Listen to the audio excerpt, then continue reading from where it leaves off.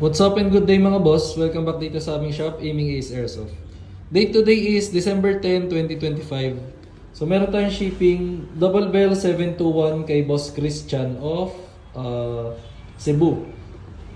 Yan. So magazine muna tayo, 25 rounds magazine capacity na metal magazine. Then ang Double Bell nasa budget meal folder lang natin to. Meron na siyang kasamang gun case. So ito yung unit, Glock 17. Metal yung slide, then polymer yung lower frame.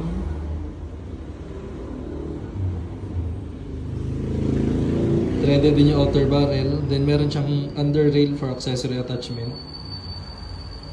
So ito yung sights niya. Then kabilang side. Ayan. So try natin yung mismong unit.